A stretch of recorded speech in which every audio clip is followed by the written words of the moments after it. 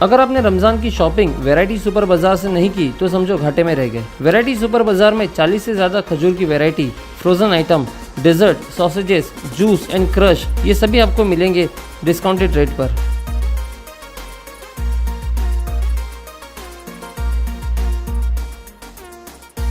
اور سب سے اہم روح افزا 175 روپے کی جگہ ماتر 145 روپے میں اویلیبل ہے۔ تو رمضان کی شاپنگ کا مزہ لیجئے ایٹ ویرائٹی سپر بازار، جن کی بھیونڈی میں 3 برانچز ہے، منڈئی، کھڑک روڈ اور 3 بتی پر۔ السلام علیکم دوستو، رمضان کا آخری عشرہ شروع ہونے والا ہے اور اس میں سب سے عظمت والی رات شب قدر آنے والی ہے۔ تو آج ہم ہماری ویڈیو میں شب قدر کے تعلق سے کچھ بات کریں گے۔ رمضان المبارک کے آخری عشرے کی بڑی فضیلت اور اہمیت ہے۔ یہ عشرہ جہنم کی آگ سے آزادی، اعتکاف جیسے عظیم عبادت کے ساتھ ساتھ اسی عشرے کی کسی طاق راتوں میں سے ایک رات شب قدر یا لیلۃ القدر ہوتی ہے۔ شب قدر بڑی بابرکت والی رات ہے۔ شب قدر کا مطلب ہے وہ رات جس کی اللہ تعالیٰ کے نزدیک قدر و منزلت ہے۔ قدر کا معنی اور مطلب کیا ہے؟ قدر کے ایک معنی عظمت اور شرف ہے۔ اس رات کو شب قدر کہنے کی وجہ اس رات کی عظمت اور شرف ہے۔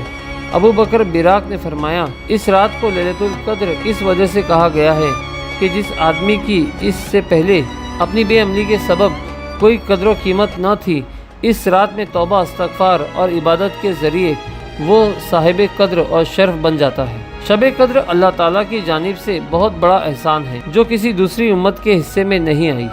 نبی کریم صلی اللہ علیہ وسلم نے فرمایا، اللہ تعالیٰ نے میری امت کو شب قدر عطا فرمائی اور اس سے پہلے یہ کسی امت کو عطا نہیں فرمائی، لہٰذا اللہ تعالیٰ نے آپ علیہ السلام کو شب قدر عنایت فرمائی جو 1000 مہینوں کی عبادت کے اعتبار سے بہتر ہے۔ ایک دوسری روایت میں اس طرح ہے کہ رسول اللہ صلی اللہ علیہ وسلم نے بنی اسرائیل کے ایک ایسے آدمی کا ذکر فرمایا جس نے اللہ تعالیٰ کے راستے میں 1000 مہینے تک ہتھیار پہنے رکھا۔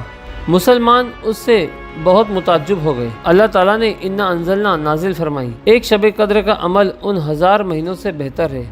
شب قدر کی علامت اتنی مبارک اور شرف اور عزت والی رات ہے، لیکن اس کی تاریخ متعین نہیں ہے، لیکن اتنا طے ہے کہ رمضان کے آخری عشرے کی طاق راتوں میں سے ایک رات شب قدر ہوتی ہے۔ ایک بار رسول اللہ صلی اللہ علیہ وسلم نے اپنے صحابہ کرام کو شب قدر کی اطلاع دینے کے لیے تشریف لا رہے تھے۔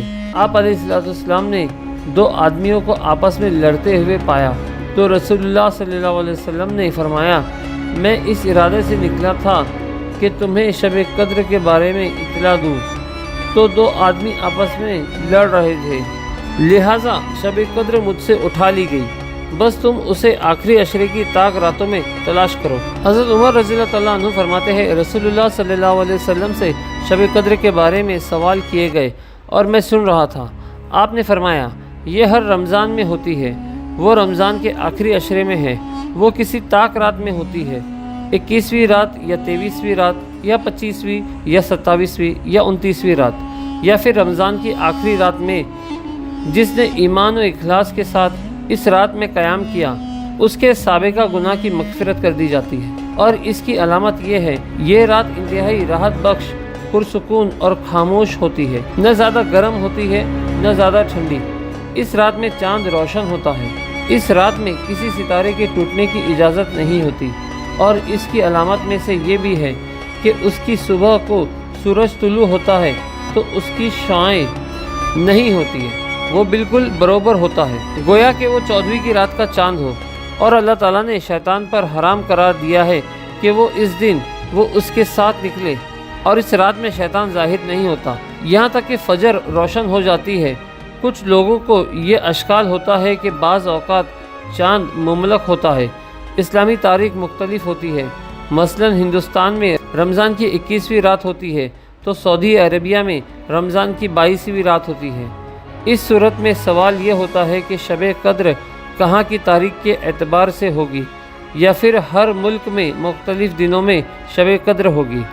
اس کا جواب یہ ہے کہ ہر جگہ کے اعتبار سے جو رات شب قدر قرار پائی گئی، وہاں اسی رات میں شب قدر کی برکات حاصل ہوگی۔ حضرت انس رضی اللہ تعالیٰ عنہ سے مروی ہے کہ لیلۃ القدر میں جبریل علیہ السلام فرشتوں کے ایک گروہ میں آتے ہیں اور جس کسی کو عبادت الہی میں مشغول دیکھتے ہیں اس کے لیے دعائیں مغفرت کرتے ہیں۔ حضرت انس رضی اللہ تعالیٰ عنہ نے بیان فرمایا، شب قدر میں کوئی بھی عمل صدقہ، نماز اور زکوٰۃ 1000 مہینوں سے بہتر ہے۔ حضرت سفیان ثوری رحمۃ اللہ علیہ بیان فرماتے ہیں، میرے نزدیک شب قدر میں دعا نماز سے بہتر ہے۔ حضرت ابو ہریرہ رضی اللہ تعالیٰ عنہ بیان فرماتے ہیں، نبی کریم صلی اللہ علیہ وسلم نے فرمایا، جس شخص نے شب قدر میں ایمان کی حالت میں اللہ تعالیٰ سے ثواب کی امید رکھتے ہوئے قیام کیا تو اس کے سارے گناہ معاف کر دیے جاتے ہیں۔ رمضان کے مہینے میں نبی کریم کا معمول یہ تھا، رات میں تہجد کی نماز ادا کرتے تھے، ترتیل کے ساتھ قرآن پاک کی تلاوت فرماتے، جب کسی آیت رحمت کی تلاوت کرتے تو اللہ تعالیٰ سے اس کا سوال کرتے، اور جب کسی آیت عذاب کی تلاوت کرتے تو اس سے اللہ کی پناہ چاہتے۔ سیدنا عائشہ صدیقہ رضی اللہ تعالیٰ عنہ ارشاد فرماتی ہے کہ اے اللہ کے رسول، آپ بتلائیں کہ اگر مجھے معلوم ہو جائے کہ فلاں رات شب قدر ہے تو میں اپنے رب سے کیا مانگوں اور کیا دعا کروں؟ آپ نے ارشاد فرمایا، آپ یہ دعا مانگے، اے اللہ، آپ بہت معاف فرمانے والے ہیں، آپ معاف کرنے کو پسند کرتے ہیں، لہٰذا مجھے معاف کر دیجئے۔ یہ رات 1000 مہینوں سے بہتر ہے۔ اللہ پاک سے دعا کرتا ہوں کہ اللہ ہمیں عبادت کرنے کی توفیق عطا فرمائے اور ہمیں ہر رمضان میں شب قدر نصیب فرمائے، آمین۔